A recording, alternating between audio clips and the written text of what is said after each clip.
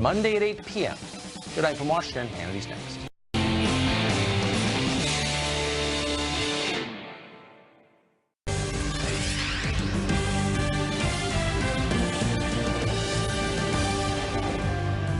And welcome to a special edition of Hannity, the Trump Agenda. Now, President Trump, he rocked the crowd. He delivered a rousing speech at CPAC 2018. Tonight, for the hour, we have the highlights and, of course, reaction to all of this. We'll check in with Judge Deneen Pirro. But we start with President Trump's plan to protect American schools and students following this tragedy in Florida. Let's take a look. It's time to make our schools a much harder target for attackers. We don't want them in our schools.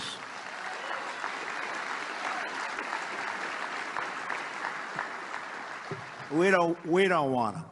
When we declare our schools to be gun-free zones, it just puts our students in far more danger. Far more danger.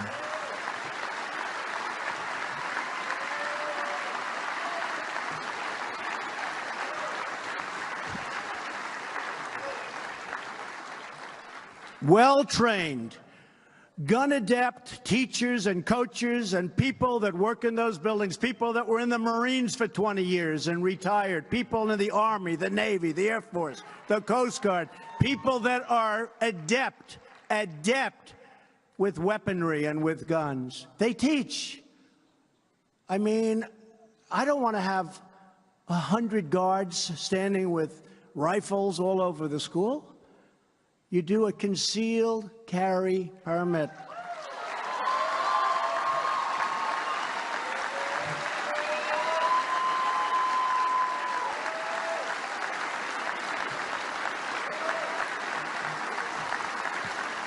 And this would be a major deterrent because these people are inherently cowards. If they thought, like if this guy thought that other people would be shooting bullets back at him, he wouldn't have gone to that school. He wouldn't have gone there. It's a gun-free zone. It says this is a gun-free zone. Please check your guns way far away. And what happens is they feel safe. There's nobody going to come at them. This way, you may have, and remember, if you use this school as an example, this is a very big school with tremendous floor area and a lot of acreage. It's a big, big school, good school, a big, big school. You'd have to have 150 real guards. Look, you had one guard. He didn't turn out to be too good, I will tell you that. He turned out to be not good. He was not a credit to law enforcement, that I can tell you. That I can tell you.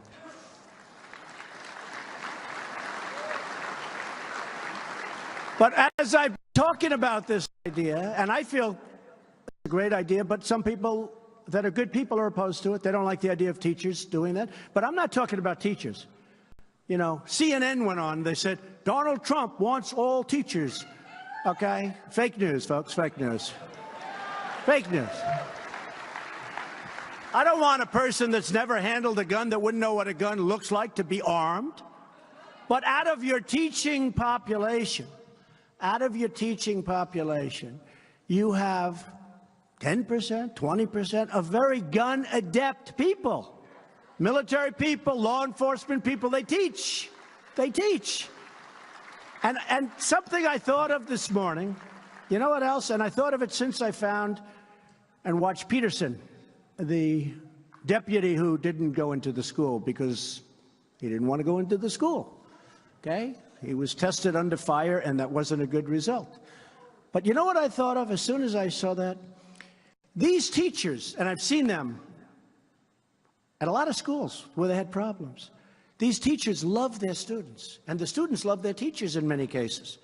These teachers love their students, and these teachers are talented with weaponry and with guns. And they feel safe. And I'd rather have somebody that loves their students and wants to protect their students than somebody standing outside that doesn't know anybody and doesn't know the students and, frankly, for whatever reason, decided not to go in, even though he heard lots of shots being fired inside. the teachers and the coaches and other people in the building, the dean, the assistant dean, the principal, they love their people. They want to protect these kids.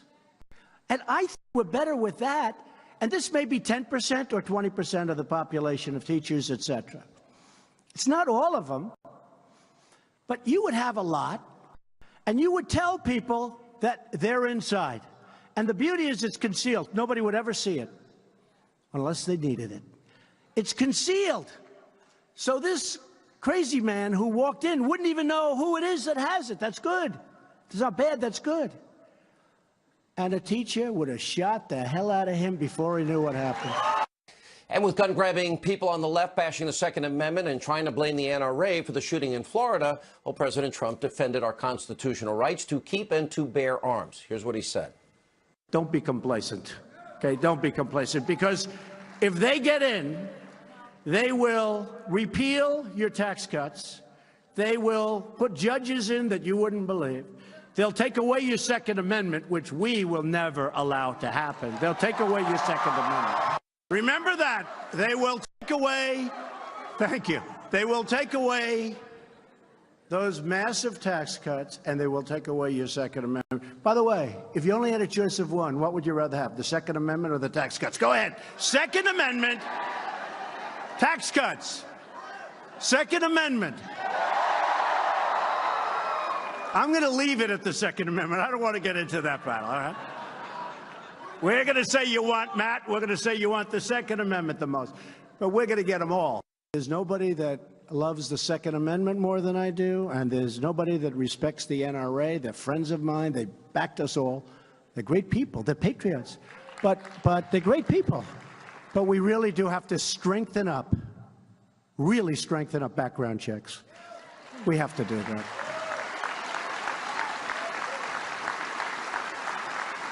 And we have to do, for the mentally ill, we have to do we don't want people that are mentally ill to be having any form of weaponry. We have to be very strong on that.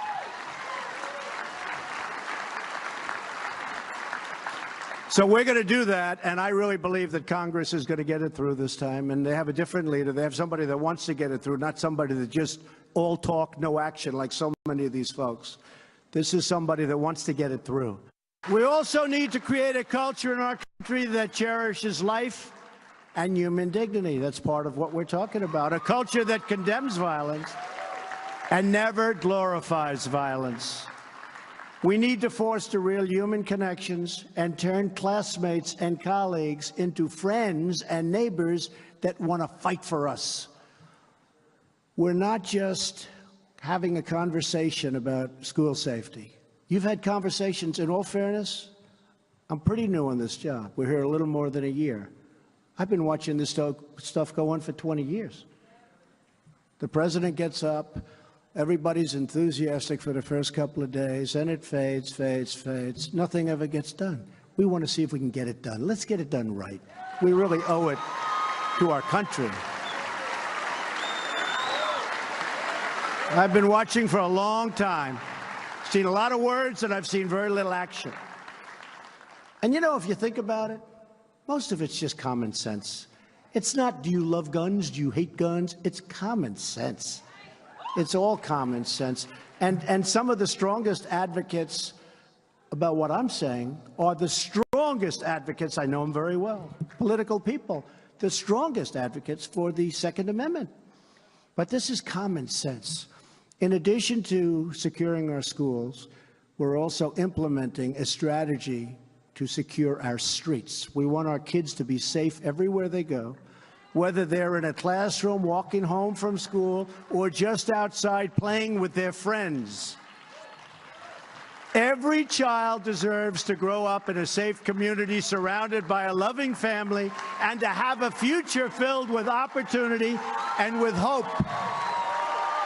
Now, also today, the president is making major foreign policy news, announcing sweeping new sanctions against the rogue regime, North Korea.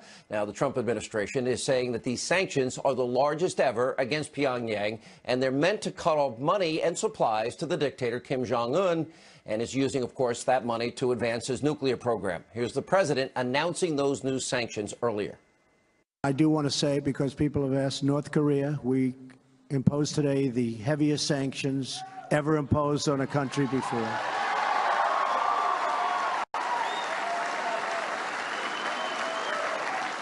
And frankly, hopefully something positive can happen. We will see. But hopefully something positive can happen. But that just was announced, and I want to let you know we have imposed the heaviest sanctions ever imposed. And also, the president today listed his many accomplishments, and these are the things that the liberal, mainstream, destroy Trump media never covers because, you know what, it doesn't fit their narrative. Take a look. For the last year, with your help, we have put more great conservative ideas into use than perhaps ever before in American history. We've confirmed a record number, so important, of circuit court judges, and we are going to be putting in a lot more. And they will interpret the law as written. And we've confirmed an incredible new Supreme Court justice, a great man, Neil Gorsuch. Right?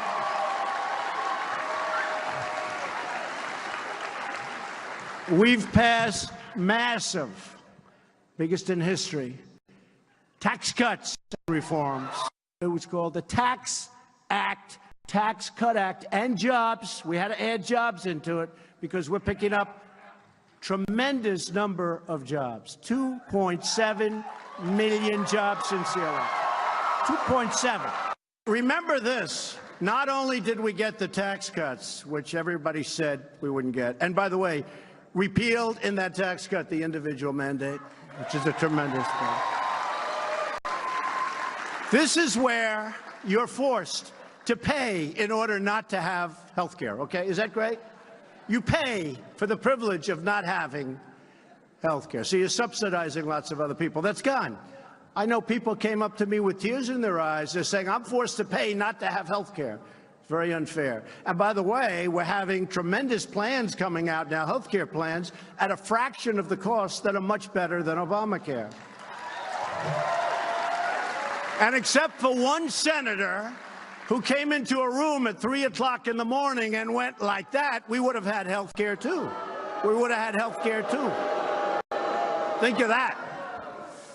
But I think we may be better off the way we're doing it. It's piece by piece by piece. Obamacare is just being wiped out. The individual mandate essentially wipes it out. So I think we may be better off. And people are getting great health care plans, and we're not finished yet. But remember, one person walked into a room when he was supposed to go this way, and he said he was going this way, and he walked in and he went this way, and everyone said, what happened? What was that all about? Boy, oh boy. Who was that? I don't know. I don't know. I don't know. I don't want to be controversial, so I won't use his name, okay? What a mess. But it's all happening anyway. It's all happening anyway. And we've, at the same time, eliminated a record number of job-killing regular people are going back to work. No president has ever cut so many regulations in their entire term, okay? As we've cut in less than virtually as soon as we got into office, we approved the Keystone XL pipeline. Would have been a disaster for our country. When you look at what's happening to our country, it's incredible. And the fundamentals are so strong. The stock market, I just see with all of the ups and downs since Election Day, is up 37% from election. 37%. It was up 100, up 200, up 1,000, up 150, up 90, up 63. I said, good, that's better. You know, hey, we've got 7 years to go, folks. You know, we got a long time to go. Just in finishing, our country is starting to do very well. Our economy is blazing. Jobs are at a record level. Jobs are so good. 2.7 million jobs created since the election. Unemployment claims have reached a 45-year low.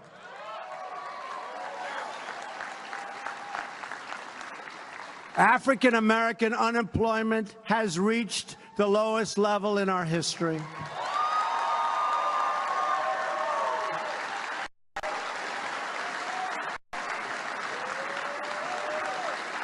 Hispanic unemployment has reached the lowest level in our history.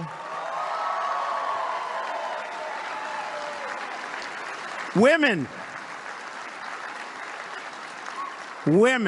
unemployment is at the lowest level in 18 years.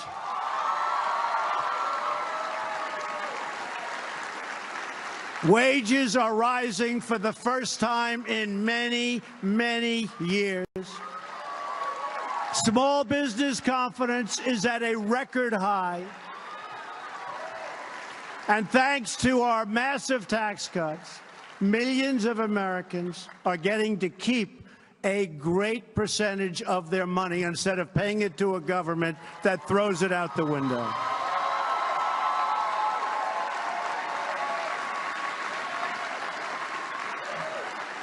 So I just leave you with this. We have to fight Nancy Pelosi. They want to give your money away. They want to give your money away. They want to end your tax cuts. They want to do things that you wouldn't even believe, including taking your Second Amendment rights away. They will do that. They will do that. So we have to get out there, and we have to fight in 18 like never before, just the way you fought with us.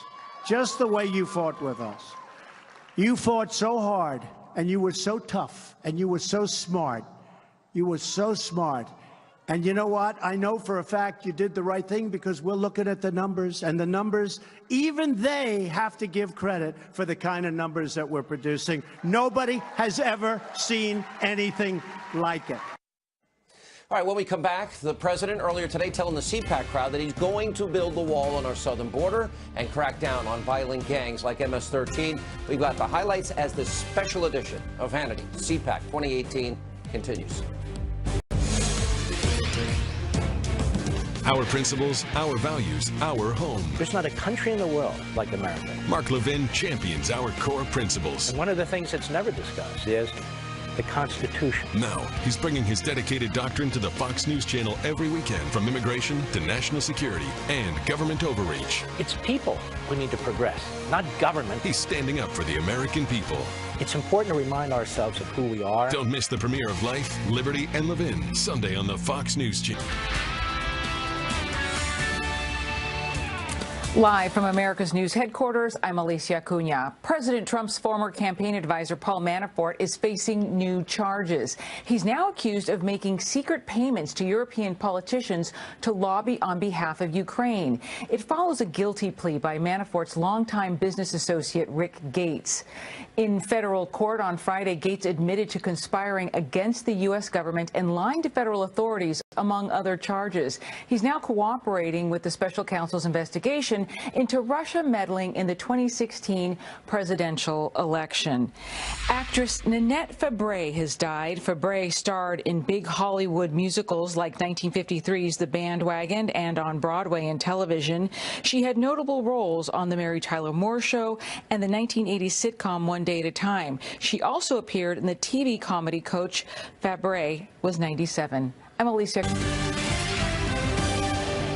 And welcome back to the special edition of Hannity, the Trump Agenda. Now, the president spent a lot of time addressing the CPAC crowd about immigration. He blasted Democrats and the left over DACA, sanctuary cities, highlighting the brutality of criminal gangs like MS-13, and said he was going to build the wall on America's southern border. Let's take a look. We're working to get violent offenders off our streets and behind bars, and get them behind bars quickly for a long time, or get them the hell out of our country. In 2017, we brought cases against more violent offenders than any administration in a quarter of a century, more than any administration, and we're just gearing up. We have tough people. I'll tell you what, when you deal with MS-13, the only thing they understand is toughness. They don't want anything. All they understand is toughness. If that ICE agent or Border Patrol agent is tougher than them, they respect him. We got the toughest guys you've ever seen. We got tough. They don't respect anything else. And they shouldn't be in our country. They were let in for years. They shouldn't be. And we're getting them out. Our administration prosecuted more people for federal firearm charges than has been done in more than a decade. And again, we're just gearing up. We convicted 1,200 gang members and nearly 500 human traffickers. You know what human trafficking, who would think that we have this in this age? And with our foreign partners, we've helped charge or arrest more than 4,000 members of the savage gang that we talked about, MS-13. Now, they don't like guns. You know why? They're not painful enough. These are animals. They cut people. They cut them. They cut them up in little pieces, and they want them to suffer. And we take them into our country because our immigration laws are so bad. And when we catch them, it's called catch and release. We have to, by law, catch them and then release them. Catch and release. And I can't get the Democrats, and nobody has been able to for years, to approve common sense measures that when we catch these animal killers, we can lock them up and throw away the keys.